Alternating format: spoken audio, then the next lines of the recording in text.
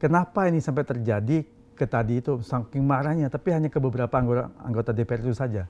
Mungkin orang mencari simbol gitu ya.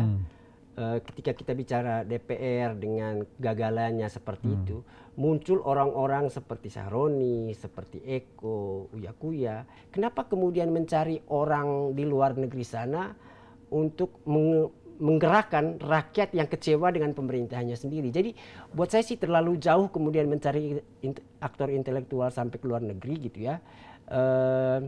Kenapa nggak kemudian pemerintah mengevaluasi diri gitu ya? Anggota dari partai politik yang menterinya adalah ketua partai dan presiden adalah ketua partai ini, itu yang bekerja di DPR sehari-hari menjadi mitra yang diharapkan mengontrol kerja pemerintah. Gimana coba mau mengontrol? Sehingga kurang efektif ya, artinya betul. Tidak ada check and balance-nya, jadi tidak optimal ya. Betul.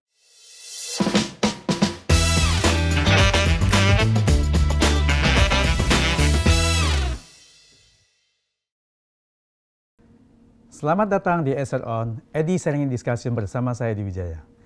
Kali ini saya kedatangan seorang tamu istimewa. Beliau adalah peneliti Formapi, Forum Masyarakat Peduli Parlemen Indonesia. Nah, baru-baru ini banyak demonstrasi anarkis yang menentang kebijakan dari parlemen kita, baik di pusat maupun di daerah. Apa sebenarnya yang terjadi? Apakah ini murni aspirasi dan kemarahan dari masyarakat atau ditunggangi? Untuk itu langsung saja kita ngobrol dengan Bapak Lusius Karus, peneliti Formapi. Selamat sore Pak Lusius, apa kabarnya? Selamat sore juga Pak Edi, kabar baik. Sehat ya? Sehat. Terima kasih Pak Lusius sudah bersedia podcast dengan kami. Siap. Nah Pak Lusius, ini kan informasinya, banyaknya demo anarkis ini katanya informasinya memang ditunggangi. Ya. Kalau Pak Lusius lihatnya seperti apa nih seharusnya? Saya sih tidak terlalu yakin gitu ya bahwa ada penunggang gitu yang menjadi inisiator gitu demo ini gitu ya. Saya lebih percaya bahwa ini akumulasi kekecewaan yang sudah sekian lama ada di benak rakyat Indonesia gitu ya, dan kebetulan ada yang kemudian mengorganisir emosi ini di media sosial gitu ya.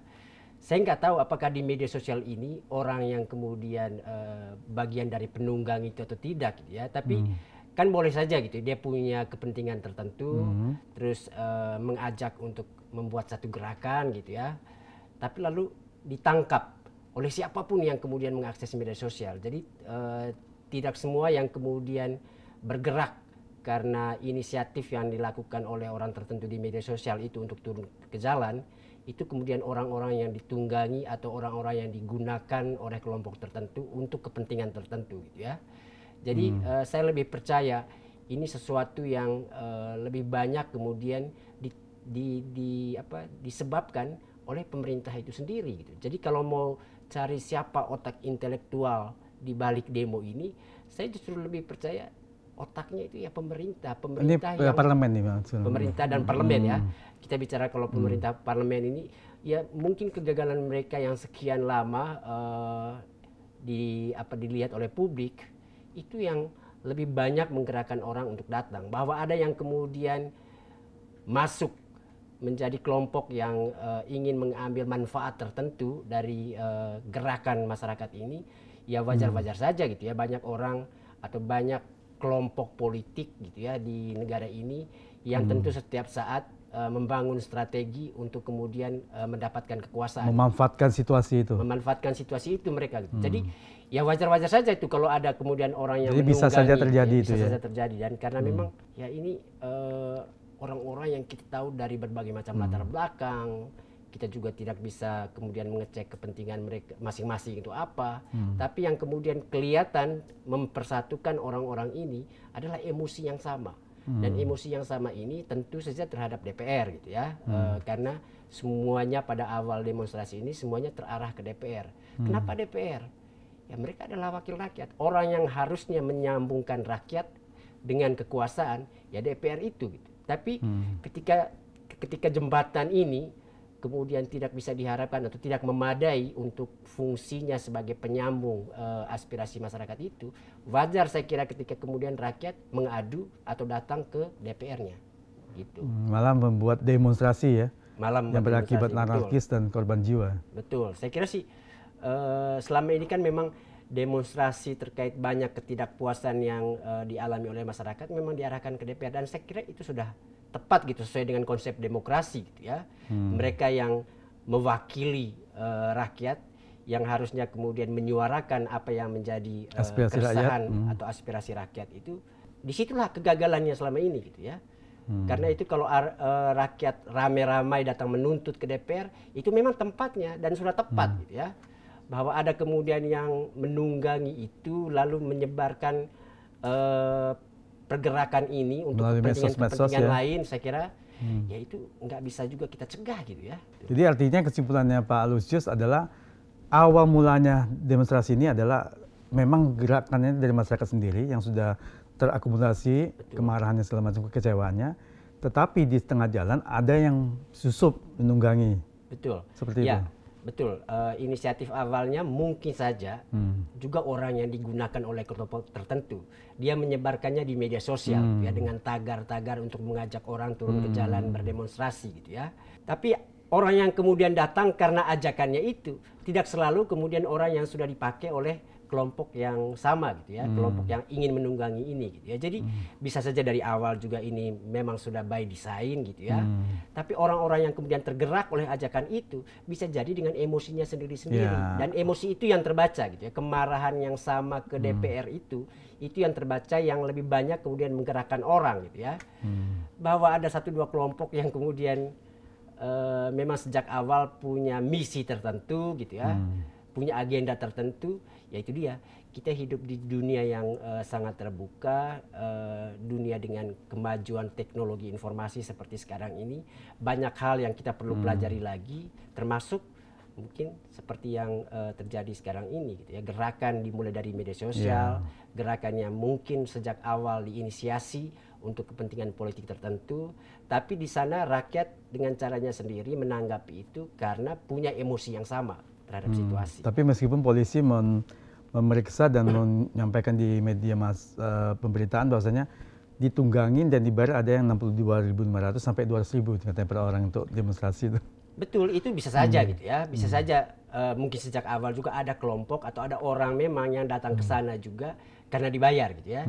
Kita nggak bisa menutup mata juga dengan fakta itu, dan saya kira orang itu sama kan, orang-orang yang dibayar itu kan orang-orang yang juga terpapar oleh dampak dari DPR yang tidak berfungsi selama ini gitu ya. Jadi saya kira wajar-wajar juga gitu kalau ada yang kemudian terpantik gitu ya. Walaupun orang-orang yang menerima uang 100-200 ribu itu juga tidak tahu agendanya orang yang membayar uang ini, tapi dia punya kemarahan yang sama gitu ya kepada DPR gitu. Jadi ya semuanya campur baur, tapi yang paling penting sebenarnya untuk diingat emosi yang sama, emosi yang berisi kekecewaan ya terhadap negara, terhadap pemerintah, terhadap DPR selama ini. Tapi sebenarnya ada sedikit yang mungkin menjadi kesalahpahaman yang disebarkan oleh buzzer-buzzer yang katanya nih DPR diberikan tunjangan dan kenaikan gaji segala macam sehingga mereka dengan senang hati nari-nari segala macam, padahal itu sebenarnya adalah kejadian katanya sidang tahunan. Setelah itu ada lagu Mau Mere yang mereka jadi ke kiri ke kanan itu sesuai dengan lagunya ya, nari-nari. Nah ini dibuat narasinya seolah DPR itu senang hati karena dapat kenaikan gaji dan tunjangan itu kan sesuatu yang memang diciptakan untuk membuat marah masyarakat tuh. Pak Lusius lihatnya ini gimana? Apakah memang ini by design atau bagaimana? Ya ini kerja sutradara bisa jadi gitu ya. Tapi kan dia menggabungkan juga fakta-fakta yang benar-benar terjadi gitu ya, untuk kemudian memberikan pesan tertentu gitu ya. Ada DPR nari pada saat yang sama. Kita tahu juga peringatan 17 Agustus itu kan diwarnai banyak juga kontroversi tentang bendera One Piece gitu ya. Dan bendera itu juga muncul dengan pesan yang sama, kekecewaan ya, kekecewaan terhadap pemerintah, terhadap DPR gitu ya. Jadi kontroversi One Piece terus dilanjutkan dengan goyang-goyang di DPR pada sidang tahunan. Setelah itu muncul pengakuan dari anggota DPR sendiri soal gajinya atau tunjangannya gitu, yang katanya 100 juta per bulan gitu ya, 3 juta per hari gitu ya. Itu disampaikan secara terbuka. Jadi ini rentetan yang tidak salah kemudian kalau digabungkan lalu menghasilkan narasi mereka ini sedang bersenang-senang di atas penderitaan rakyat gitu. Nah, apakah bantahannya? Mungkin saya lihat sih di media kurang ada bantahan. Harusnya kan klarifikasi lah, bukan bantahan. Harusnya anggota DPR itu menyatakan cepat-cepat memklarifikasi bahwasanya nari-nari itu bukan karena kenaikan gaji. Ya. Kenapa ini kayaknya isu ini kurang terdengar ya, sehingga masyarakat tahunya hanya nari-nari dapat naik gaji, tunjangan segala macam itu. Menurut ada yang kesalahan nggak di komunikasi ini sepertinya? Saya kira sih DPR juga jadi kesulitan untuk mengklarifikasi gitu ya, karena apa yang kemudian dinarasikan itu sulit untuk dibantah gitu ya. Bahwa betul nari-nari itu bukan karena kenaikan gaji, tapi nari-nari itu menunjukkan mereka sedang bergembira gitu ya.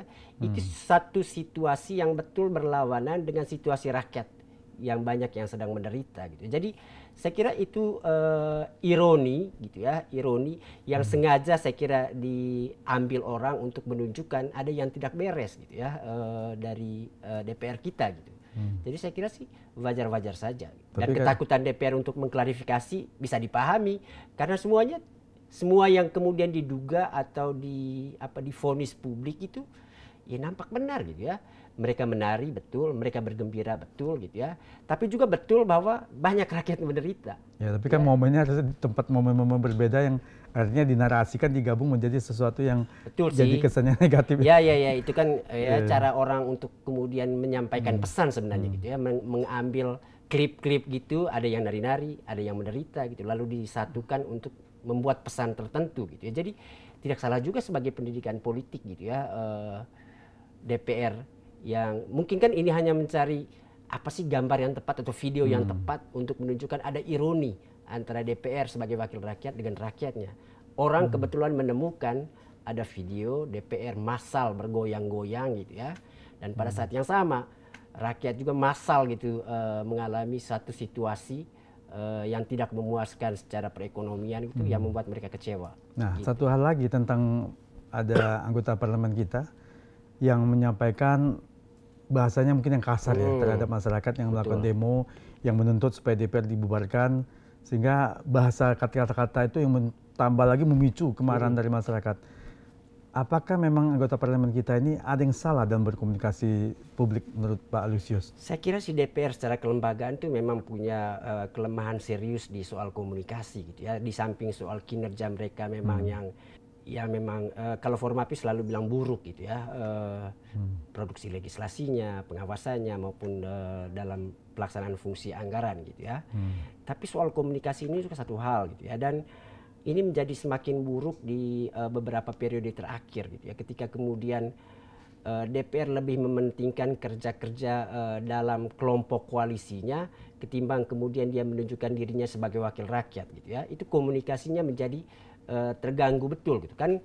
Di Undang-Undang MD3 itu yang punya tugas atau kewenangan untuk menyampaikan segala sesuatu terkait dengan kebijakan DPR maupun hasil kerja DPR itu adalah pimpinan ya. Jadi harusnya kalau secara sistem, secara mekanisme yang menyampaikan apapun terkait dengan kebijakan DPR itu adalah pimpinan gitu ya.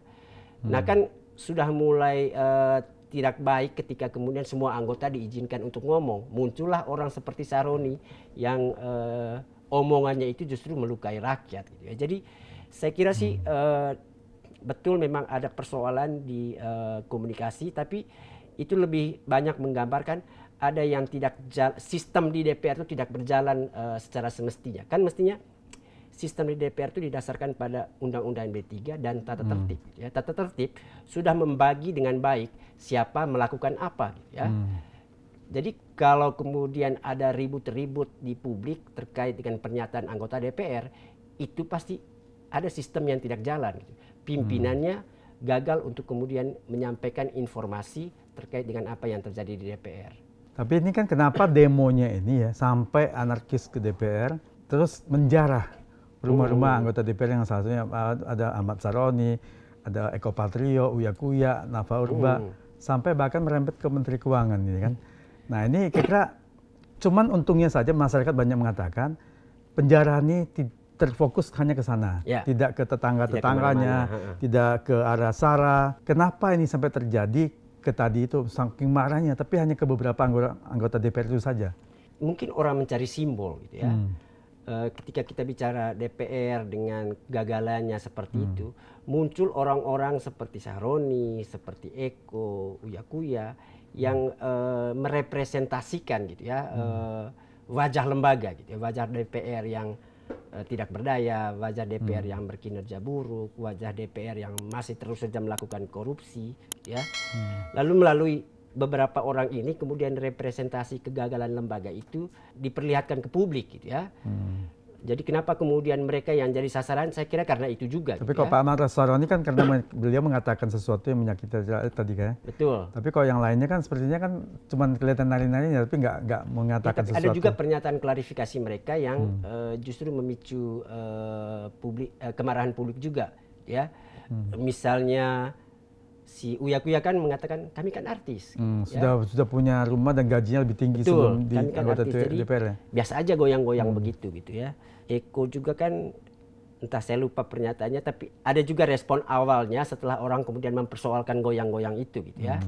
Kalau Nafa Urbah dia merespon soal tunjangan 50 juta ini, mengatakan bahwa wah itu kan tunjangan rumah dan kalau nggak dapat itu saya nggak bisa hadir tepat waktu untuk rapat-rapat di DPR gitu ya. Jadi saya kira sih selalu ada apa gitu ya, ada alasan kenapa kemudian publik mengarahkan emosinya itu ke mereka gitu ya. Gitu. Kalau ke Menteri Keuangan lebih ke arah kebijakan kenakan pajak kali ya? Ya, karena bersamaan dengan aksi massa ini muncul juga, kan ini kita bicara soal rakyat yang menderita gitu ya. Rakyat yang menderita salah satunya karena pajak yang dinaikkan oleh pemerintah gitu ya. Dan bicara soal pajak, keuangan negara dan lain sebagainya itu ada Ibu Sri Mulyani. Kebetulan juga beredar juga potongan video yang belakangan kemudian diklarifikasi ternyata video itu tidak asli. Dipotong-potong ya, betul. Betul. Jadi yang kata Menteri Keuangan guru beban negara betul, itu ya. yang Padahal tidak seperti itu, pernyataannya itu dipotong, disambung gitu. Itu kan terlambat banget klarifikasinya gitu ya. Emosi sudah terlanjur gitu ya. Jadi saya kira sih ya karena komunikasi publik yang buruk gitu ya. Di samping juga karena kinerja lembaga DPR seperti itu gitu ya. Itu yang membuat emosi massa ini tertuju pada orang-orang, beberapa orang itu tadi gitu ya. Dengan Sri Mulyaninya seperti itu. Isu yang berkembang di aksi massa ini kemana-mana gitu ya. Termasuk ke soal pajak ini sebagai pemicu banyak rakyat yang menderita. Nah, menurut Pak Lusius kira-kira perlu nggak ya masyarakat baik di parlemen atau pemerintahan harus ada tim medsos yang mungkin lebih jangan kalah sama buzzer nih kira-kira. Kalau buzzer kan cepet nih menyebarkan isu-isu atau hoax ya. Ya saya kira itu sih ini supaya kebutuhan bisa mendesak. di-counter, harusnya bisa di-counter ya. Betul, kebutuhan mendesak sekali dan kita selalu sering mengatakan ke DPR gitu ya. Karena DPR itu juga punya anggaran yang besar untuk teknologi informasi, untuk membangun website. Berapa kali untuk kita publikasi mengkritik, juga harusnya. betul. Berapa kali kita mengkritik anggaran website itu sangat-sangat tinggi, sangat-sangat besar, padahal websitenya biasa-biasa saja. Bahkan tidak menyampaikan informasi yang segar gitu ya. Ya itu artinya mereka tidak bisa adaptasi gitu ya dengan perkembangan teknologi. Mereka selalu mengatakan DPR modern, DPR yang mengandalkan teknologi informasi untuk bisa berkomunikasi dengan publik. Tapi lihat saja website DPR tuh. Mungkin itu website lembaga yang paling tidak informatif tuh ya DPR. Dan juga jarang diakses orang kali ya. Jarang juga diakses orang. Sekarang baru mulai meningkat tajam tuh setelah demonstrasi ini gitu ya. Saya melihat ada perkembangan orang-orang yang kemudian menyaksikan media sosialnya DPR, Twitter, Instagram. Biasanya juga yang puluhan orang doang yang komentar atau like gitu ya. Tapi meningkat tajam. Hampir semua omongan yang disampaikan pimpinan DPR maupun anggota DPR yang diupload di media sosial mereka, hampir itu mendatangkan begitu banyak respon dari netizen. Gitu. Nah, terus tentang tadi demo yang kemarin itu ya. Ini katanya kan waktu demo mahasiswa ataupun dari masyarakat itu, tidak ada anggota parlemen atau anggota DPR yang datang mendengar langsung aspirasi rakyat, malah katanya WFH. work from home, keluar langsung nggak di parlemen. Ini kira-kira kenapa begitu, atau itu wajar harus begitu, atau itu malah kontraproduktif? Ya kita bicara soal komunikasi tadi, kegagalan komunikasi itu. Saya kira ini bagian dari kegagalan komunikasi juga. DPR gagap untuk kemudian merespon tuntutan masyarakat yang datang langsung gitu ya, dalam jumlah yang begitu besar gitu ya. Mereka memilih justru untuk menghindari itu ya, itu saya kira bagian dari cara DPR berkomunikasi juga gitu ya. mereka sudah terbiasa mengabaikan rakyat dalam rangkaian proses pengambilan keputusan gitu ya. Ketika rakyat kemudian datang langsung untuk meminta atau menuntut terlibat dalam proses mengambil keputusan, mereka justru bingung sendiri lalu tidak tahu mau ngapain, ya mendingan WFH gitu ya. Dan bagi saya sih itu yang sebenarnya menambah tensi kemarahan itu gitu ya, karena orang yang datang marah ingin meminta jawaban dari DPR, bukannya aspirasi, didatangin, bukannya diterima, malah menghindar gitu ya. Di hubungan seperti biasa kita dengan orang lain saja itu pasti masalah gitu, ketika kemudian kita bertamu ke rumah orang malah kita diabaikan oleh tuan rumah, itu pasti kita juga akan merasa tidak enak. Saya kira seperti itu juga yang terjadi. Demonstrasi massa datang di tanggal 25, DPR-nya WFH. Begitu juga besoknya. 28 Dalam satu minggu saja cukup untuk kemudian menggerakkan emosi yang cukup luar biasa ketika dicuekin orang-orang yang kemudian ingin datang ke DPR. Tapi apakah itu bukan semacam ya naluri manusiawi ya? Karena kan anggota DPR kita juga manusia. Betul. Mungkin karena melihat massa itu dan punya isu bahwasanya ini kemarahannya luar biasa, takut menjadi target amukan massa dan mengancam jiwa segala macam itu, mungkin maka itu yang dipertimbangkan, makanya mereka nggak mau ketemu kali. Tapi kan bisa saja mereka mencari pola komunikasi, cara berkomunikasi lain kan. Kalau tidak mau bertemu langsung dengan massa yang berada di depan gerbang, minimal bisa mengundang beberapa pentolan, tokoh masyarakat yang dipercaya untuk masuk dan diajak ngobrol, kemudian bersama-sama menyampaikan pernyataan sikap dari dalam gitu kan. Itu kan tidak cepat dilakukan. Respon seperti itu tidak dilakukan DPR dengan cepat gitu di awal aksi gitu ya. Itu yang kemudian mendorong eskalasi yang lebih liar beberapa hari terakhirnya gitu. Nah, juga tentang penanganan aparat penegak hukum dan kepolisian ya. Dalam hal ini mengamankan pendemo anarkis, sehingga malah Rantis itu menabrak salah satu ojol Afan itu yang ber-21 tahun meninggal. Itu yang malah menimbulkan kemarahan yang luar biasa lagi itu. Menurut Pak Lusius, kira-kira pengamanan demo ini apakah sudah tepat atau memang harus dikoreksi lagi, apa yang salah?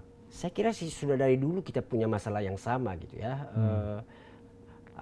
Aparat ini selalu mengatakan bahwa tugas mereka di lapangan saat ada demonstrasi itu mengamankan gitu ya. Tapi fakta bahwa mereka beradu dengan pendemo itu sulit untuk kemudian kita katakan aparat itu datang untuk mengamankan gitu ya. Yang ada mereka datang sebagai musuh gitu. Ketika kemudian siap untuk selalu beradu di lapangan. Jadi saya kira saya setuju sekali dengan saya dengar di TV gitu Pak Susno bilang gitu ya. Jangan-jangan keributan itu adalah bagian atau ekspresi kegagalan aparat gitu ya. Karena kan mestinya setiap kali demonstrasi itu sebelumnya aparat harus punya langkah antisipasi. Kemudian harus juga disepakati bagaimana menangani kalau terjadi apa-apa. Tapi kan yang terjadi aparat kita cepat sekali mengambil tindakan-tindakan untuk mengatasi euforia pendemo ini dengan misalnya menyemprot gas air mata dan berbagai tindakan pencegahan dari kepolisian gitu ya di lapangan. Sesuatu yang kemudian dengan mudah memancing emosi massa. Emosi massa ini tidak ditenangkan, tapi justru ditambah eskalasinya gitu ya oleh aparat dengan menyemprotkan gas air mata dalam jumlah banyak gitu. Jadi ya sudah, nggak bisa disalahkan gitu. Ini saling beradu gitu ya di lapangan yang terjadi. Jadi masyarakat tidak merasa bahwa kehadiran aparat itu datang untuk mengamankan mereka gitu ya. Tapi datang sebagai musuh yang ingin berlawan-lawanan dengan masa ini. Jadi ya memang tidak pernah kemudian akan kita saksikan demonstrasi tanpa kekisruhan gitu ya. Kan hampir selalu banyak demonstrasi yang terjadi selama ini, kita selalu melihat demonstran itu selalu berhadapan-hadapan dengan aparat gitu ya. Mestinya itu jadi bahan evaluasi untuk proses penanganan aksi massa yang dilakukan oleh aparat. Tapi rupanya aparat lebih suka dengan cara yang selama ini sudah banyak juga dikritik. Bukannya SOP-nya memang harus begitu. Artinya kalau sudah terjadi kemungkinan anarkis harus ditembak dengan water cannon, terus dengan gas air mata segala macam. Ya tapi harus ada kriteria untuk menilai anarkistis itu gitu ya. Ini kan orang berteriak-teriak ya mengekspresikan semua perasaannya di lapangan demonstrasi itu sudah dianggap sebagai anarkis kadang-kadang oleh aparat. Itu yang membuat mereka kemudian menyemprot gas air mata gitu ya. Jadi tidak ada langkah dialogis gitu ya untuk membangun persuasif gitu ya untuk memastikan ada jalan keluar lain gitu. Yang terjadi sekarang ini kan tidak ada lagi langkah persuasif, yang ada langsung langkah menyemprotkan gas air mata dan lain sebagainya gitu. Itu karena itu sudah diketahui oleh publik juga langkah-langkah itu mudah sekali kemudian untuk menyulut emosi yang lebih besar daripada demonstran. Apalagi ada keunikan di demonstrasi seminggu terakhir ini gitu ya. Masa ini tanpa baju. Jadi kita nggak mengenal ini dari organisasi mana. Korlapnya juga nggak jelas. Betul, korlapnya juga nggak jelas. Jadi penanggung jawabnya nggak ada. Datang berkerumun begitu saja itu pasti butuh penanganan yang berbeda dari pihak aparat gitu. Kan beda kalau misalnya yang datang tuh membawa jaket alma mater tertentu atau organisasi tertentu seperti buruh gitu ya. Ya mudah kita tahu siapa korlapnya, siapa yang kemudian bertanggung jawab. Ini sejak tanggal 25 Agustus itu masa yang datang tuh tanpa baju gitu ya, tanpa pengenal siapa mereka gitu ya. Juga tanpa korlap gitu ya. Tidak ada yang kemudian memberikan komando di lapangan. Kan ini harusnya cara penanganannya harus berbeda. Ini tidak bisa lagi dengan cara-cara menyemprotkan gas air mata dan lain sebagainya, mengejar-gejar demonstran gitu ya. Orang bahkan demonstran itu sendiri juga kebingungan kan di tengah situ, mau ikut yang mana ini, mau ikut suara yang mana ini. Tapi tiba-tiba saja mendapatkan semprotan gas air mata, mereka lalu tahu, oh musuh kami ini polisi, gitu. Pak Lusius nggak melihat bahwasanya tadi yang demonstran tanpa korlap, yang tiba-tiba datang belakangan, itu adalah bagian dari yang tadi itu penyusup yang melakukan anarkis itu. Sangat mungkin satu dari sekian banyak atau dua dari sekian banyak orang itu mungkin penyusup gitu ya. Itu kan sampai sekarang juga harusnya kerja kepolisian untuk membuktikan itu gitu kan. Tapi kan kita belum bisa memastikan bahwa sebagian besar yang datang itu datang karena digerakkan untuk kepentingan tertentu atau para penyusup itu gitu kan. Tapi yang kita tahu orang-orang ini datang dengan kemarahan yang sama gitu.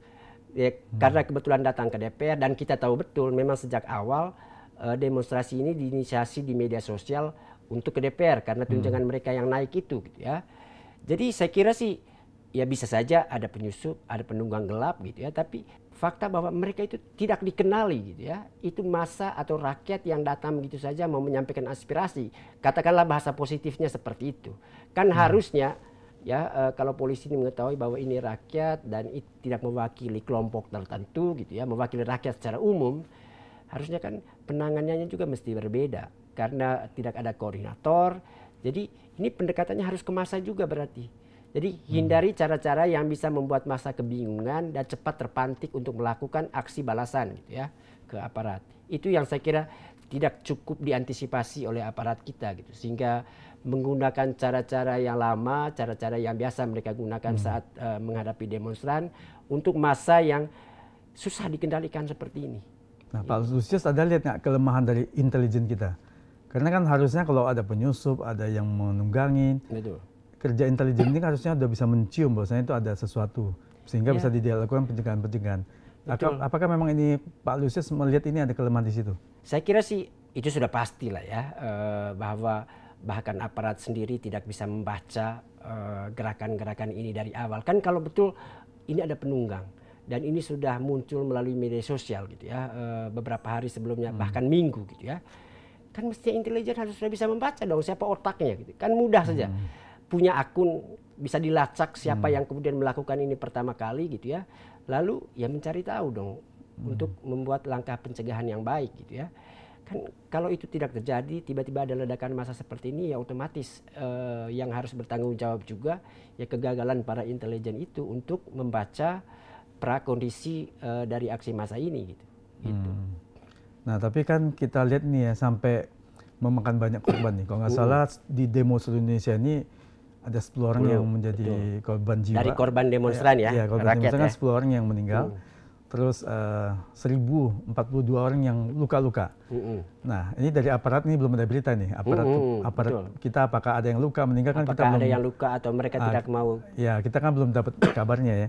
Nah dengan begitu banyaknya ini terus ada dugaan bahwasanya Presiden Prabowo mengatakan ini tanda-tanda makar dan terorisme. Kalau Pak Lusius melihat ini gimana? Saya kira sih itu juga pernyataan yang terlalu gegabah gitu ya, karena cepat sekali memberikan apa gitu ya, semacam vonis gitu ya untuk gerakan yang belum juga bisa dikenali gitu ya, apa sesungguhnya apa motivasi gerakan ini, apa sesungguhnya misi aksi massa ini gitu ya. Tapi tiba-tiba kemudian langsung menuduh makar gitu ya. Saya kira ini kan pelabelan yang terlalu cepat, karena mestinya Presiden harus menyampaikan itu berdasarkan data-data yang akurat gitu ya, yang ditemukan di lapangan gitu ya. Ini kan tuduhan tanpa data gitu ya, tanpa dasar. Gitu Atau ya. mungkin ini memang disampaikan karena memang sudah ada masukan dari intelijen tentang kenapa terjadinya ya tetap demo saja anarkis dia ini. harus menyampaikan atau ya menyampaikan apa yang disampaikan intelijen, data-data yang disampaikan intelijen itu gitu ya. Jadi singkatnya sih, jangan cepat menuduh, apalagi sebelum ada investigasi gitu ya, untuk apa yang terjadi sepekan terakhir ini, karena setiap tuduhan itu pasti kemudian dianalisis orang gitu ya, apalagi sekarang ini publik ya begitu hidup untuk kemudian melakukan analisis terhadap perkataan-perkataan para pejabat, termasuk presiden kita sendiri gitu ya. Jadi menuduh rakyat yang datang menyampaikan aspirasi sebagai orang-orang yang siap untuk menggulingkan pemerintahan, itu sih berlebihan banget gitu ya. Malah terkesan pemerintah ini sangat takut dengan rakyatnya, menganggap rakyat itu sebagai ancaman bagi kekuasaannya. Padahal kan tidak. Rakyat ini harusnya siap dibela, siap diperjuangkan oleh pemerintahnya, bukannya dianggap musuh yang siap untuk menggulingkan pemerintahnya. Itu kan maksud kata makar itu gitu. Jadi saya lebih melihat ini gambaran ketakutan, kecemasan dari pemerintah atas kemarahan rakyat yang datang tiba-tiba gitu ya. Jadi tuduhannya menjadi tak terarah gitu ya. Kan harusnya presiden kemudian membaca apa yang dituntut, suara-suara yang kemudian disampaikan oleh demonstrasi ini gitu, aksi demonstrasi ini, lalu mencari akar persoalannya gitu. Tidak kemudian buru-buru menuduh gerakan ini sebagai gerakan yang ditujukan dirinya. Kan kata makar itu seolah-olah mau menggulingkan presiden. Ya, tapi kan? bukannya sudah ada isu bahwasanya di media sosial mengatakan bahwasanya memang ada tujuan untuk menggulingkan presiden. Ya itu juga kan butuh penyelidikan. Tapi karena ini di media sosial, mestinya ada kerja dari tim-tim cybernya pemerintah atau lembaga-lembaga negara kita ini untuk mencari tahu, gitu ya. Bisa itu sebenarnya, dan sudah canggih juga kan ilmu-ilmu atau alat-alat dari pemerintahan kita ini. Kenapa nggak kemudian mencari tahu itu dulu sebelum kemudian menyampaikan tuduhan atau menyampaikan kesimpulan motif dari gerakan massa ini, gitu ya.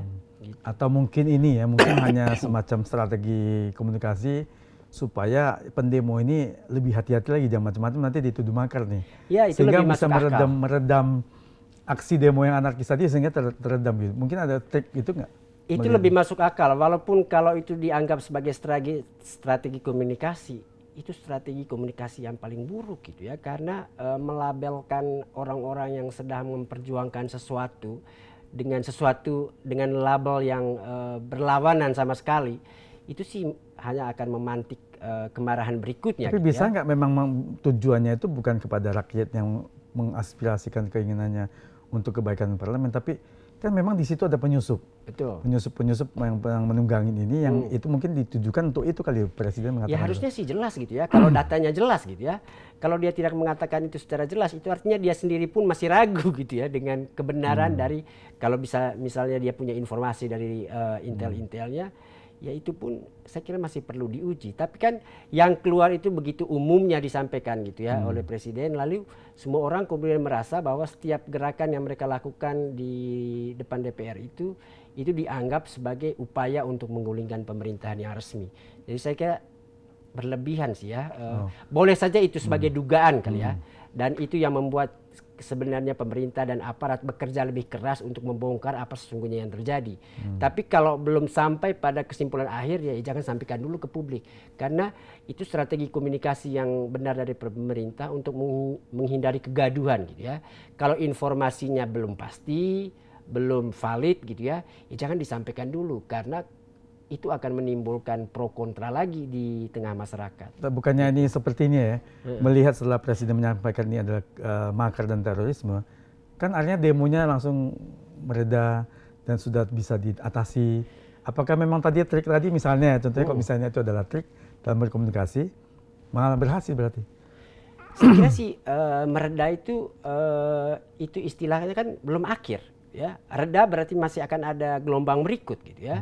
Jadi jangan-jangan orang-orang ini sedang tarik nafas saja, memberikan kepada presiden untuk mengerjakan atau ke DPR untuk mengerjakan apa yang dituntut gitu ya. Dan itu yang saya kira lebih banyak muncul dari di media sosial gitu ya, terkait dengan sepinya aksi demonstrasi beberapa hari terakhir ini. Jadi pasti bukan karena pernyataan-pernyataan presiden yang menuduh makar dan terorisme gitu ya.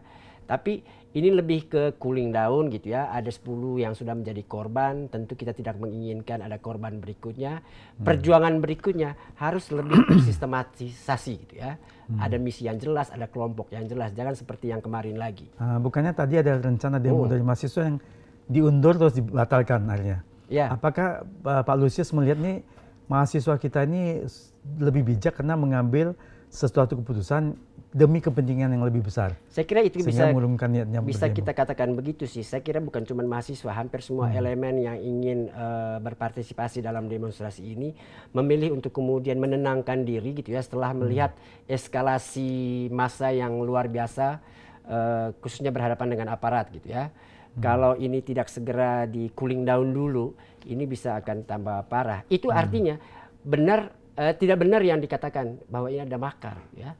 Ini orang-orang yang sungguh mau menyampaikan aspirasi aja, gitu. Sehingga mereka tahu batasannya. Ketika kemudian ada korban yang tidak perlu, yang ditimbulkan oleh aksi massa itu, ya mereka memilih untuk menenangkan diri dulu. Tapi apakah ini sudah selesai? Saya kira belum. Karena masih menunggu bagaimana respon lebih real dari pemerintah terkait apa yang sudah dituntut. Kan berikutnya kita melihat ada tuntutan baru lagi yang muncul di media sosial gitu ya, 17+8 gitu ya. Itu kan konsolidasi baru saya kira gitu ya, untuk memastikan ini ada arah yang jelas dari gerakan masa ini gitu ya. Kalau yang di minggu-minggu pertama kita bisa sporadis saja sifatnya gerakan itu, ya kita mau supaya ke depannya ini lebih konstruktif gitu ya. Dan sama sekali tidak pernah ada maksud untuk menggulingkan pemerintahan. Yang ada mau membenahi, menuntut ada pembenahan serius dan ada kerja serius dari pemerintah untuk warga, untuk rakyat. Nah, gimana Pak Lusius melihat analisa dari Pak Hendro Priyono ya? Artinya dari mantan kepala BIN yang sudah didengkotnya intelijen nih ibaratnya. Katanya ada ibaratnya aktor intelektualnya yang dari luar negeri ini. Nah, juga ada analisa lain yang mengatakan ini kerjanya mafia koruptor yang mau ditangkap nih, sehingga mereka membuat kerusuhan segala macam, membiayai ini. Nah, kalau Pak Lusius melihat analisa seperti yang tadi ini, kira ke mana arah yang lebih tepat, luar negeri atau memang dalam negeri? Sebenarnya 11-12 aja dengan tuduhan makar tuh kan pernyataan itu gitu ya, karena menyampaikan sebuah pernyataan kosong ke publik gitu ya. Intelijen kan nggak harus disampaikan dulu. Betul. Tapi kan informasi atau data-data yang bisa mendukung itu kan harusnya disampaikan. Tidak perlu dia bilang bahwa ini hasil kerja intelijen gitu ya. Apa yang kemudian bisa digunakan untuk meyakinkan publik gitu ya terkait dengan pernyataan dia, harusnya itu disampaikan gitu ya. Kan sulit bagi publik untuk kemudian menjelaskan apa hubungan luar negeri dengan kepentingan kita memperjuangkan ekonomi yang lebih baik, kesejahteraan rakyat yang lebih baik gitu kan. Itu yang disuarakan oleh demonstrasi masa ini. Lalu apa kepentingan luar negerinya gitu ya. Kemudian ya saya kira tuduhan atau melarikan aktor intelektual itu ke luar negeri itu juga itu seperti mau gitu ya, mau meluputkan diri atau mau mencari aman gitu ya dari aktor-aktor yang ada di dalam negeri gitu ya. Seperti yang saya bilang, aktor-aktor intelektual yang harusnya kita anggap atau kita minta tanggung jawabnya itu ya pemerintah, karena pemerintah lah yang menjadi pemicu gitu ya. Kegagalan dalam tanda petik mereka untuk mengelola negara ini hingga menyejahterakan rakyat itu sebenarnya akar persoalan ya. Kenapa kemudian mencari orang di luar negeri sana untuk menggerakkan rakyat yang kecewa dengan pemerintahannya sendiri. Jadi buat saya sih terlalu jauh kemudian mencari aktor intelektual sampai ke luar negeri gitu ya. Kenapa nggak kemudian pemerintah mengevaluasi diri gitu ya. Mempertanyakan apakah memang kebijakan mereka selama ini sudah berdampak gitu pada rakyat gitu ya. Jadi saya kira daripada mencari kambing hitam, kenapa kemudian nggak menyerap sebanyak-banyaknya suara publik itu untuk pembenahan yang serius ke dalam pemerintahan sendiri gitu. Ada isu bahwasanya gini, aktor intelektualnya disinyalir dari luar negeri itu adalah untuk karena kepentingan ekonominya terganggu oleh hubungan baik antara pemerintah Indonesia dengan pemerintah China. Ataupun yang korupsi tadi ya. Nah ini kan katanya sih karena itu. Terus ada indikasi satu lagi di Amerika sendiri, Presiden Donald Trump sudah memerintahkan supaya ini George Soros dan anaknya itu harus dipidanakan karena membiayai demonstrasi yang ada di Amerika ini. Apa ada kaitannya nggak nih? Saya kira itu sama aja sih. Trump sama yang di sini juga kan itu cara penguasa melihat dinamika di tengah masyarakat gitu ya. Di Amerika juga kan kita tahu warganya juga memprotes kebijakan Trump gitu ya. Dan lebih mudah mencari kambing hitam kemudian menyelesaikan persoalan. Saya kira itu yang terjadi sih.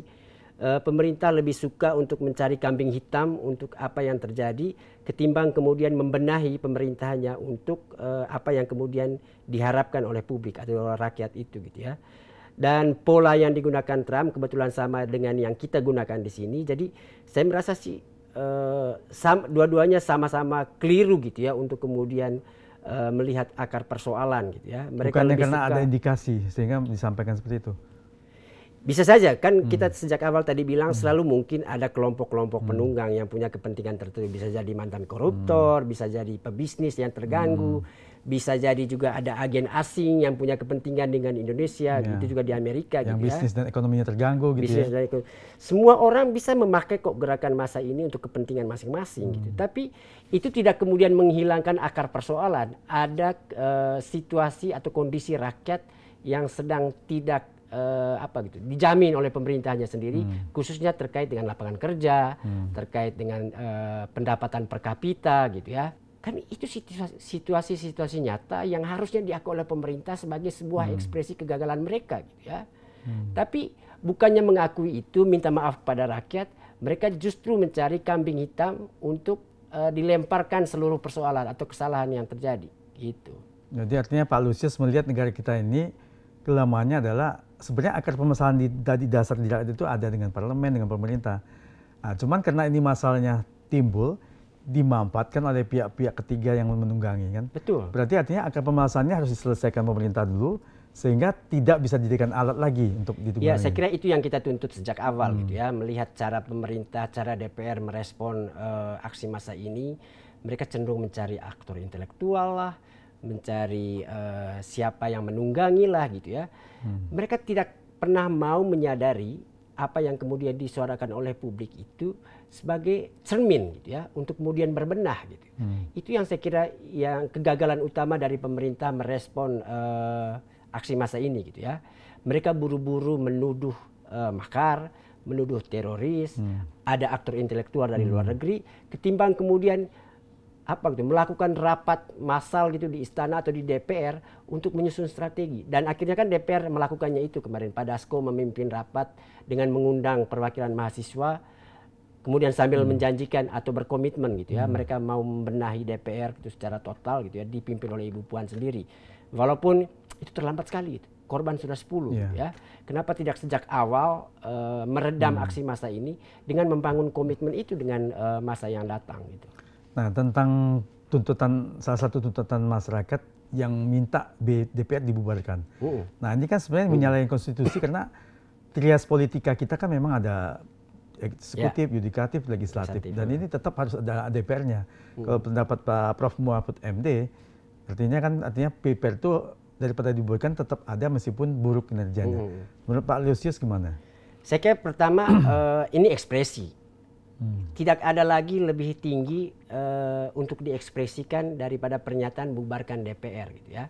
Jadi saking nggak ada jalan keluarnya gitu. Teriak terus ke DPR ini tapi nggak pernah ada feedback positif dari DPR untuk merubah cara mereka bekerja gitu. Lalu orang merasa ya udahlah, daripada kita teriak-teriak terus mendingan bubarin aja gitu ya. Tapi atau maksud bubarkannya itu cuman anggotanya dibubarkan terus ganti lain. Iya, jelas. Jadi orang kan memilih diksi aja gitu ya, bubarkan DPR seolah-olah mau bubarkan lembaganya. Padahal bubarkan DPR itu hanya ekspresi kritik juga, bahasa kritik juga yang terhadap oknum DPR sekarang yang dianggap kurang produktif ya. Sebenarnya publik mau mengatakan kalian tuh loh nggak ada gunanya ada di DPR gitu. DPR itu menjadi tidak berguna karena anggota-anggota DPR itu tidak berguna gitu ya. Jadi bukan DPR secara kelembagaan itu yang dibubarkan. Anggotanya gitu. Ya, Tapi ini pengakuan publik bahwa yang ada di DPR menjadi anggota DPR itu tidak punya sumbangsi, tidak punya kontribusi yang cukup baik gitu ya untuk bangsa dan negara ini, sehingga oke lah daripada DPR itu dihidupkan oleh orang-orang seperti itu, mendingan teriakin aja bubarkan DPR. Artinya ini sebenarnya seruan untuk itu tadi melakukan pembenahan total itu gitu ya. Jadi kan cepat sekali kita ini membaca apa yang kemudian dituntut itu seolah-olah ini sudah ancaman itu, ingin membubarkan DPR. Artinya tidak mengakui lagi prinsip trias politika, tidak mengakui lagi prinsip demokrasi yang kita anut gitu ya. Itu dia kegagalan untuk menyerap itu dan merefleksikan apa yang kemudian disampaikan. Buru-buru merespon seolah-olah ini sudah genting, bahkan sampai mengatakan rakyat itu goblok dan lain sebagainya. Itu kan itu saya kira iya, itu karena mereka reaktif, mereka sudah terlalu lama nyaman sebagai anggota DPR walaupun tidak melakukan apa-apa, dapat tunjangan besar gitu ya. Tapi ketika kemudian rakyat mempersoalkan itu sampai di akar-akarnya, ya mereka kelabakan sendiri. Ya bukannya DPR kan hanya oknumnya saja yang tadi mungkin berkomunikasi salah, juga flexing barangkali yang membuat orang marah ya. Tapi kan masih banyak anggota DPR yang mungkin baik dan bagus itu. Itu kata anggota DPR tuh sering kalau berdebat gitu ya? Dengan mereka itu. Kamu itu jangan mengeneralisasi DPR itu seolah-olah kita semuanya jahat. Tapi kenyataannya bukan begitu. Sama seperti polisi di generalisasi kan juga masih ada yang baik misalnya contohnya. Ya, saya meragukan ada orang baik lagi di DPR itu, karena kalau ada orang baik mestinya ada suara berbeda dong. Saat rakyat kemudian merasa bahwa DPR tidak memperjuangkan kepentingan rakyat. Faktanya kan yang kita dengar sama semua. Apalagi sekarang ini konsolidasi koalisi itu menjadi begitu masifnya gitu, menjadi begitu mencengkeramnya gitu ya, sampai hampir tidak ada lagi keleluasaan bagi satu anggota DPR itu untuk menunjukkan eksistensinya sebagai wakil rakyat dari dapil tertentu gitu ya. Dan bahkan semakin ke sini ada satu orang aja yang paling berkuasa di DPR itu, yang menentukan segala sesuatu di DPR itu. Bahkan tidak perlu lagi ada rapat, tidak perlu lagi ada proses pengambilan keputusan, tiba-tiba keputusannya sudah ada. Apakah benar seperti itu? Saya kira sih beberapa hal kita misalnya lihat di proses pengambilan keputusan soal abolisi dan amnesti. Kan mestinya di Undang-Undang Dasar amnesti dan abolisi itu meminta pertimbangan DPR. Pertimbangan itu bukan pada satu orang atau bukan pada pimpinan gitu ya. Ini agenda resmi dari pemerintah, minta ke DPR untuk memberikan pertimbangan terhadap nama-nama yang masuk di list untuk diberikan abolisi dan amnesti. Tapi apa yang terjadi? Surat baru dikirim hari ini, besoknya DPR sudah memberikan persetujuan pada surat itu. Artinya belum sempat ada diskusi yang cukup. Iya dong, harusnya kan dibawa dulu ke Komisi 3. Komisi 3 rapat gitu. Sehari bila perlu sampai seminggu rapatnya, karena itu banyak sekali nama. Apakah nama-nama itu semuanya layak untuk diberikan amnesti dan abolisi? Karena kita tahu ada yang misalnya tersangka korupsi atau terpidana karena kasus korupsi.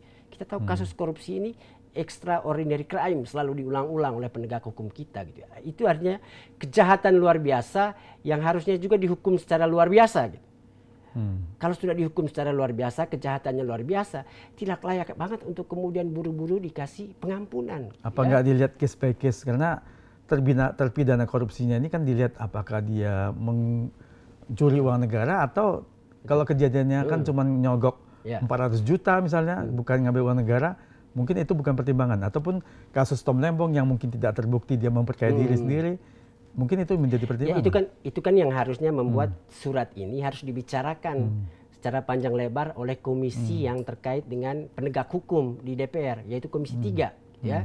Jadi ternyata ada banyak sekali insight yang harusnya jadi masukan untuk presiden sebelum mengeluarkan keputusan terkait dengan abolisi dan amnesti itu. Tapi kan itu yang tidak terjadi di DPR. Kenapa kemudian kita kritik? Ya karena itu gitu ya. Mengabaikan prosedur yang ada di DPR saat menerima surat dari presiden untuk meminta pertimbangan DPR. Sekedar mau menunjukkan bahwa oke, DPR ini sudah solid kok. Di bawah presiden semua kok. Ini nggak perlu lagi kita rapat. Semuanya pasti setuju. Harusnya DPR nggak boleh di bawah presiden ya? Nggak boleh, kan ini lembaga yang harusnya setara. Ya, gitu. Kan trias politika kita. Trias politika kita gitu. Jadi kan ini koreksi-koreksi yang saya kira masuk akal kemudian dari publik ketika sistem bernegara ini sudah dirusakin oleh, atau bukan dirusakin lah, nggak sampai rusak banget lah ya, sudah dikacaukan oleh praktek-praktek yang ada dari politisi kita. Tapi maksudnya tadi saya agak menarik sedikit itu tentang DPR di bawah presiden tuh saya belum pernah dengar. Apakah ada pernyataan seperti itu? Pernyataan dari Formapi sih pasti sering gitu ya. Karena kan ini lembaga yang harusnya setara, lembaga tinggi negara semua mereka ini menurut konstitusi kita gitu ya. DPR bertugas sebagai mitra pemerintah. Kenapa kemudian setiap kementerian itu punya mitra di DPR gitu ya. Dan karena lembaga yang setara, ya harusnya presiden nggak boleh menganggap DPR lebih rendah. Begitu juga DPR tidak boleh menganggap presiden lebih rendah gitu ya. Dan tapi kan prakteknya berubah nih cara atau relasi antara presiden dengan DPR ini melalui praktek koalisi itu, koalisi partai-partai politik gitu ya.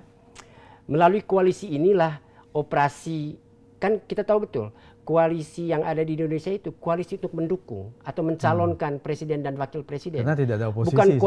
Bukan koalisi untuk setelah presiden sudah terpilih kan harusnya kan. Itu yang dikenal di Indonesia itu. Jadi tapi koalisi yang sebelum Pilpres itu bertahan, bahkan selalu ada upaya untuk menambah anggota koalisi itu setelah presiden dan wakil presiden dan terpilih. Biasanya yang kalah yang tadinya harusnya berseberangan malah merapat juga. Merapat kan, koalisi jadi gemuk gitu ya. Dan tidak dengan ada cara lagi check and inilah, balance kali ya, betul, nanti. dengan cara inilah presiden kemudian berkuasa di parlemen gitu ya. Karena yang ada di parlemen itu anggota dari partai politik yang mendukung presiden, yang menjadi bagian dari pemerintahan presiden gitu. Jadi itulah kenapa kemudian tumpang tindih banget di negara kita ini. Ketua partai menjadi menteri gitu ya. Yang menjadi presidennya adalah ketua partai juga gitu ya. Lalu mereka ketua partai yang ada di pemerintahan itu ada dalam satu koalisi. Anggota dari partai politik yang menterinya adalah ketua partai dan presiden adalah ketua partai ini. Itu yang bekerja di DPR sehari-hari menjadi mitra yang diharapkan mengontrol kerja pemerintah. Gimana coba mau mengontrol? Sehingga kurang efektif ya, artinya betul. tidak ada check and balance-nya jadi tidak optimal ya. Betul, dan sebenarnya akar masalahnya bukan di soal praktek koalisi aja, bukan soal di lemahnya check and balance yang ditunjukkan oleh DPR, tapi kalau saya melihat dan sering saya ulang-ulang itu masalah kita itu ada di partai politik gitu ya. Partai politik ini nggak pernah menjadi pilar demokrasi yang sesungguhnya gitu ya. Pilar yang sungguh-sungguh bekerja untuk memastikan demokrasi kita itu berkualitas. Dan yang membuat DPR itu menjadi lemah, justru itu dia. Karena partai politik kita itu pragmatis ya. Mereka lebih suka untuk mencari kenyamanan di kekuasaan ketimbang kemudian berjuang untuk memastikan perimbangan antara parlemen dengan parlemen dengan eksekutif itu terjadi ya. Jadi kalau partainya sudah diuntungkan terus ngapain lagi kita kritik, kan begitu prinsip kerja DPR sekarang. Jadi DPR menjadi seolah-olah ada di bawah presiden gitu ya. Jadi apapun yang diinginkan presiden itu bisa 1 hari 2 hari dikerjakan oleh DPR. Jadi undang-undang apapun yang kemudian dituntut ke DPR secara langsung oleh publik sulit untuk kemudian langsung direspon karena DPR-nya minta izin dulu ke presiden. Gimana nih? Mau dibahas enggak nih? Kalau presiden bilang enggak, ya enggak jalan juga itu barang di DPR. Jadi kita bicara teori demokrasi, teori trias politika, itu sih kayaknya tinggal teori saja gitu. Karena prakteknya kurang terjadi ya. Kan kita selalu suka mencari celah sih masalahnya gitu ya. Bagaimana dari teori trias politika ini kita olah sedemikian rupa sehingga DPR itu akan menjadi mitra yang akan mendukung pemerintah secara total. Kan itu yang terjadi. Gitu. Pak Lusius, ini tentang anggota DPR RI kita yang 5 orang dinonaktifkan. Betul. 2 dari Nasdem, Pak Ahmad Saroni, Nafarba, 2 dari PAN, Uya Kuya, Eko Patrio, dan 1 dari Golkar, Pak Adis Kadir. Nah, saya lihat di media Bapak memprotes karena nonaktif ini tidak ada dalam Undang-Undang MD3. Kira-kira gimana? Ya sih, di Undang-Undang MD3 itu kan syarat atau sanksi yang diberikan kepada anggota DPR itu hanya 3 gitu ya. Meninggal dunia, mengundurkan diri, dan pemberhentian gitu ya. Hanya 3 alasan ini yang kemudian bisa dikatakan bisa ditindaklanjuti dengan pergantian antar waktu. Ya. Dan tidak ada istilah nonaktif itu. Jadi waktu pertama kali saya mendengar kata nonaktif, saya langsung membuka Undang-Undang MD3 langsung searching. Dibaca semua, ada nggak? Bukan langsung searching, ada nggak kata nonaktif atau kata aktif gitu, nggak muncul sambungan dengan nonaktifnya. Itu artinya tidak dikenal gitu ya. Dan kalau tidak dikenal, berarti kan nggak bisa dieksekusi nih. Kalau nggak bisa dieksekusi, berarti ini hanya jargon lagi nih. Ini upaya untuk menenangkan massa, saya kira baik saja untuk upaya itu gitu ya. Respon dari pimpinan partai politik untuk menenangkan massa sesaat gitu ya. Kita bisa terima itu. Tapi kan lalu tidak menjawab tuntutan massa yang lainnya soal tunjangan itu gitu ya. Karena kan yang dituntut masyarakat ini kalian atau DPR itu mendapatkan tunjangan yang sangat besar gitu ya. Plus tunjangan perumahan itu. Dan itu ingin supaya diberhentikan tunjangan-tunjangan atau di stopin tunjangan-tunjangan itu gitu ya. Yang terjadi dengan keputusan nonaktif ini, anggota DPR dari partai itu ya itu tidak bekerja aktif sebagai anggota DPR tapi masih terdaftar sebagai anggota DPR. Dan di Undang-Undang MD3 juga untuk anggota DPR yang diberhentikan sementara, kan ada istilah juga diberhentikan sementara. Tapi ini untuk mereka yang kemudian sedang menghadapi proses hukum terkait dengan kasus pidana atau pidana khusus gitu ya. Itu pemberhentian sementara itu. Dan untuk yang berhenti sementara menurut Undang-Undang MD3 masih punya hak untuk menerima semua fasilitas yang ada sebagai anggota DPR. Jadi gaji, tunjangan, kalau dulu ada rumah dinas berhak juga untuk itu gitu ya. Jadi berarti kalau nonaktif ini kita artikan sebagai pemberhentian sementara anggota DPR, itu artinya pada saat yang sama Eko dan kawan-kawan ini masih akan menerima atau mendapatkan hak sebagai anggota DPR, tunjangan dan lain sebagainya.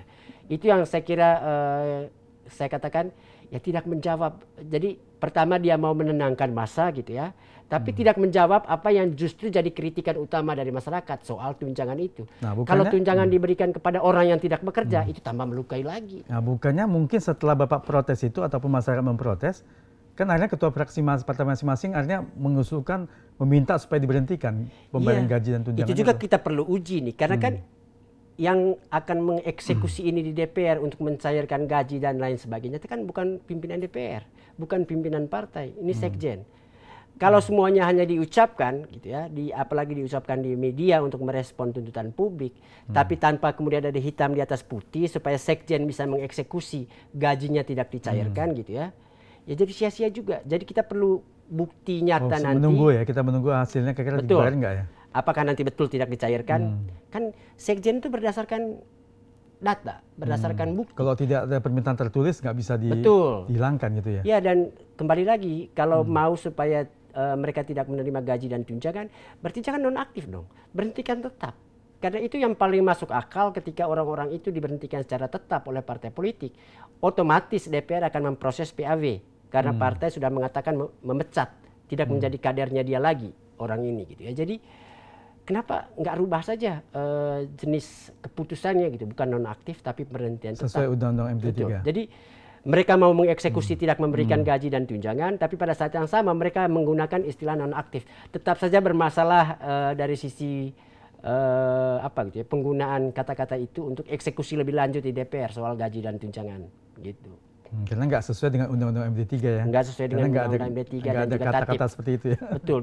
Juga dengan Undang-Undang Parpol gitu ya. Karena di Parpol juga kan Nasdem itu mau memproses dua orang ini gitu ya melalui Mahkamah Partai. Itu proses yang benar gitu. Tapi apakah kemudian itu sesuai dengan yang dituntut publik, itu lain lagi. Nah ini tentang kembali ke yang tadi aparat pengaman yang mengatasi kerusuhan ataupun demo anarkis. Ini kan banyak masyarakat juga sekarang menggaungkan untuk menuntut Kapolri supaya mundurkan diri ataupun diganti. Ini menurut Pak Lusius gimana? Saya kira sudah lama juga beberapa tokoh gitu ya menyuarakan aspirasi untuk mencopot Kapolri ini gitu ya karena berbagai macam dugaan kegagalan gitu ya atau alasan kinerja lah, bukan karena suka atau tidak gitu ya, tapi misalnya di pemilu ada tuduhan parcok dan lain sebagainya gitu ya. Kemudian sekarang menangani aksi demonstrasi juga menimbulkan korban sampai 10 nyawa melayang itu. Saya kira kan itu ukuran-ukuran berhasil atau tidaknya seseorang bekerja gitu ya. Dan dalam hal ini karena aparat yang harusnya bertugas menjaga demonstran itu adalah kepolisian yang harusnya sudah benar tuntutan itu gitu ya. Jadi Kapolrinya itu diminta untuk mundur bukan karena kita tidak suka dengan Kapolri ini sebagai seorang pribadi, tapi kita mau mengatakan karena kinerja lu tidak memadai gitu ya untuk mengatasi kekisruhan yang terjadi pada demonstrasi, harusnya sudah selayaknya itu diminta untuk berhenti gitu ya. Jadi saya kira sih kalau kepolisian menganggap ini sentimen, ini emosional tuntutannya, ya enggak juga gitu ya. Ini rangkaian panjang dari beberapa kasus yang harusnya menjadi tanggung jawab aparat keamanan, tapi pada saat yang sama kita melihat ada kegagalan di sana gitu ya. Dan yang melakukan kegagalan itu kan harusnya yang bertanggung jawab itu adalah pimpinannya gitu. Cuman ya kita tahu sendiri di Indonesia budaya itu memang tidak ada. Ya. Kalau di Jepang kan mudah gitu ya. Nggak dituntut juga dia sudah mundur gitu ya.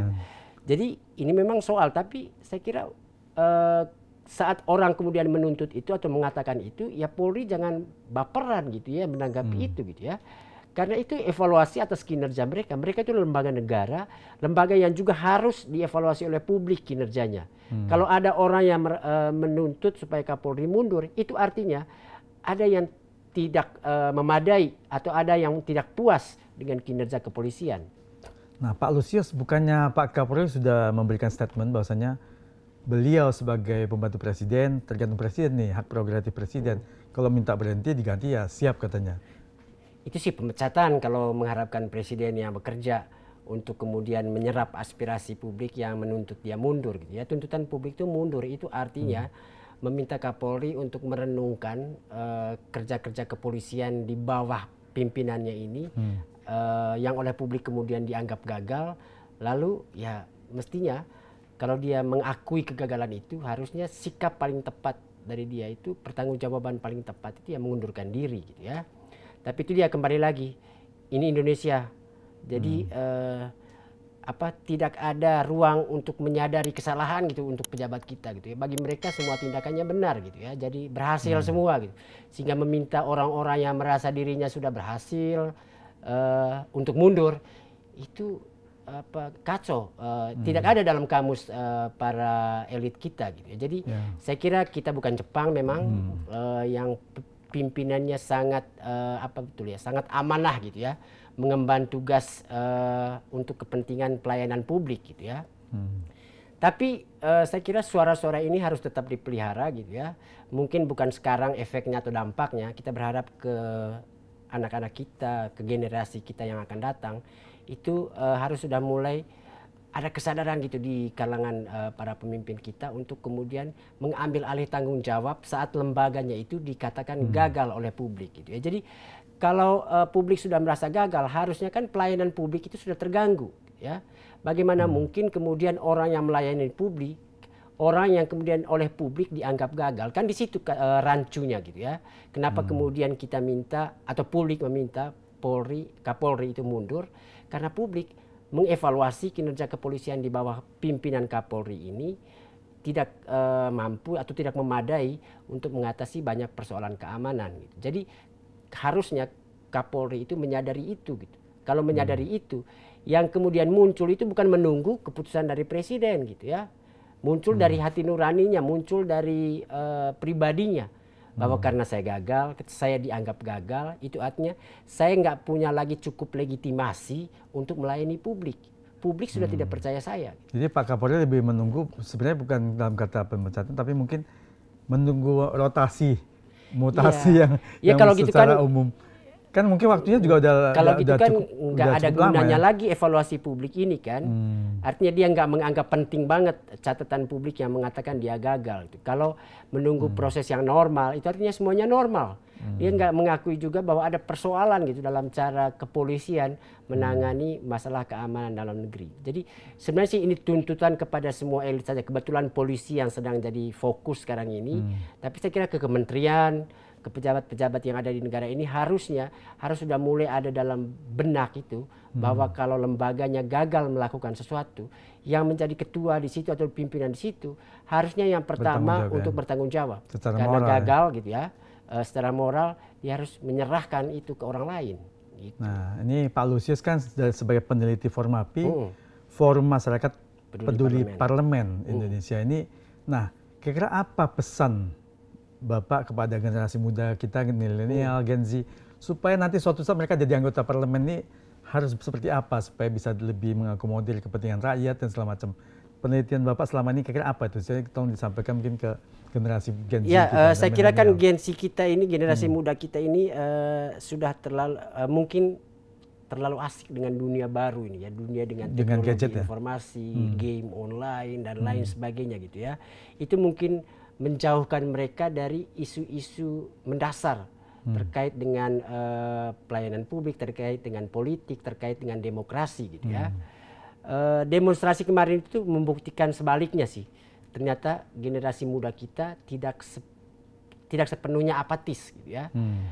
Sambil bermain game, mereka ternyata juga masih main Twitter, main Instagram atau X gitu ya, main TikTok dan menyimak Sosmed informasi-informasi yang ada di sana gitu. Jadi sebenarnya sih generasi muda ini karena punya banyak sekali kanal informasi yang bisa dinikmati, itu artinya mereka sudah punya banyak bekal juga untuk mempersiapkan masa depan gitu. Termasuk kemudian misalnya memikirkan sistem yang paling tepat sesuai dengan kemajuan zaman gitu ya.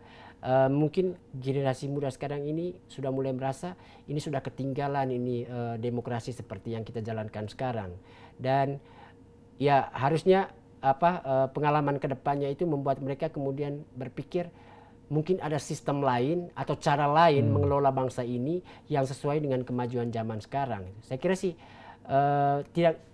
Yang paling penting itu ya jangan apatis gitu ya, apatis dengan dunia sekitar, apatis dengan kebijakan atau dengan bagaimana negara ini melayani rakyatnya. Karena itu saya kira dengan tidak apatis, dengan ikut terlibat gitu ya, sekecil apapun sumbangsinya, ya dia sedang mempersiapkan masa depan bangsa ini dengan dengan materi yang lebih baru mungkin sesuai dengan apa yang kemudian diserap dan direfleksikan oleh anak muda zaman Dan sekarang. juga semoga kaum milenial dan Gen Z kita lebih bijak ya menyikapi apapun berita yang mereka dengar supaya jangan termakan oleh buzzer, hoaxon buzzer ini, menjadi korban buzzer nih. Kan banyak juga hoax buzzer ini yang generasi mereka juga gitu ya. Iya, Jadi iya. saya kira ini Pembuat bagian buzzer, dari, tapi kan paling pentingnya itu Iya, iya. dia harus terlibat dalam dunia yang nyata. Iya, Dia iya. harus punya kepedulian dengan dunia yang nyata. Yang dibikin oleh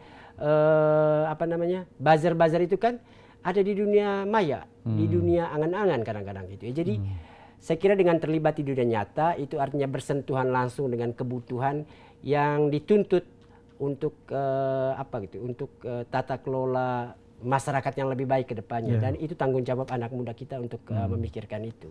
Ya, semoga kita harapkan Indonesia bisa lebih maju, parlemen kita bisa lebih baik dan dicintai rakyat. Mungkin tambahan aja mungkin. Ya, tambahannya gimana Pak? Kan anggota DPR ini kita anggap semuanya buruk nih, 580 nih. Dan itu kan lebih banyak kemudian disuarakan oleh anak muda kita. Itu artinya mereka sudah punya bayangan tentang bagaimana menjadi wakil rakyat ideal, wakil rakyat yang sesungguhnya gitu ya. Kalau begitu kan usia untuk menjadi caleg itu kan 21 tahun minimal. Itu artinya banyak anak muda yang punya kepedulian itu harusnya bisa mempersiapkan diri untuk mengganti atau meneruskan kerja mereka yang kita anggap gagal sekarang ini. Tapi kan soal kita sekarang itu semua ini di bawah kendali partai politik. Ya. Untuk bisa Siapa ikut yang caleg kemudian harus menjadi calon, siapa yang terpilih.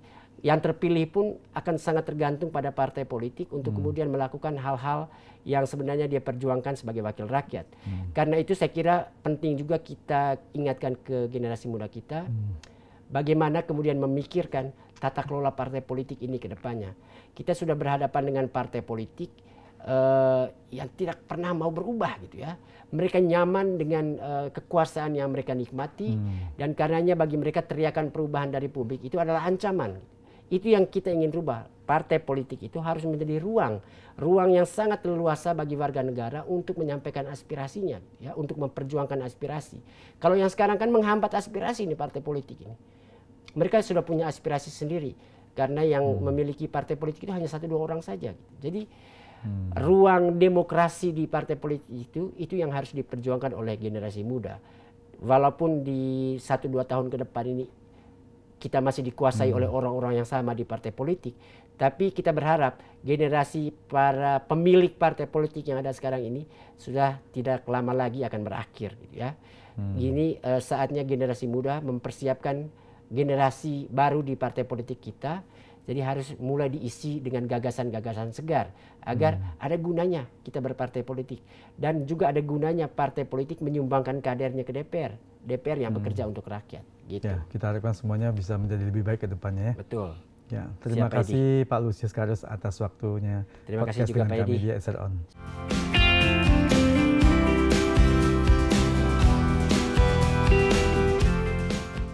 Sobat setia SR On, itulah tadi obrolan saya dengan Bapak Lusius Karus, peneliti Formapi, Forum Masyarakat Peduli Parlemen Indonesia. Semoga apa yang beliau jelaskan bisa membuat ke depannya parlemen di Indonesia menjadi lebih baik, lebih bisa menyerap aspirasi dari masyarakat, dan bisa menjadi penghubung antara masyarakat dengan pemerintah demi kemajuan Indonesia. Nantikan obrolan berikutnya yang tetap menarik bersama narasumber yang wow dan amazing hanya di SR On, Edi Sharing Discussion, podcast yang kreatif, inovatif, dan informatif. Sampai jumpa.